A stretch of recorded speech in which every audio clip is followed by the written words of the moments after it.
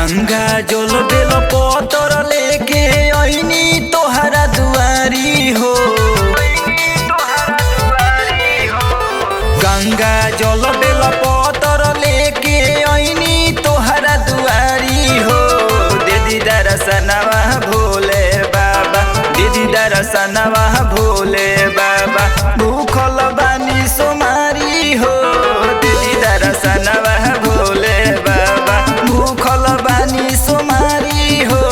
दीदी दर्शनवा भोले बाबा, ए बाबा दे दीना।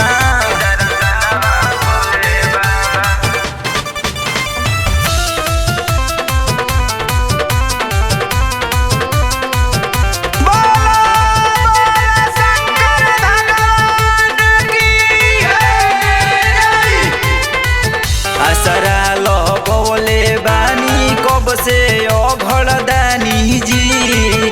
कुटी पिस के भंगिया के लाइल हम बानी जी। असरा लगौले बानी कब से अघड़ दानी जी। कुटी पिस के भंगिया के लाइल हम बानी जी। जलदी से कोके आई बसहा के सवारी जी। दीदी दर्शनवा भोले बाबा, दीदी दर्शनवा भोले बाबा, भूखल बानी सोमारी जी। दीदी दर्शनवा भोले बाबा, भूखल बानी सोमारी जी। दीदी दर्शनवा भोले बाबा, ए बाबा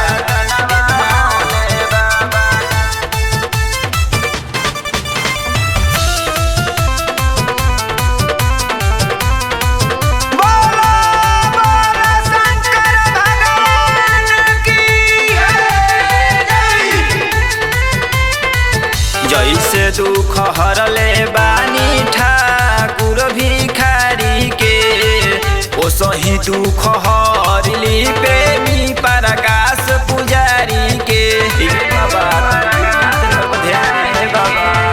जैसे दुख हरले बानी ठाकुर भिखारी के, ओ सही दुख हरली जे पीतिवारी के।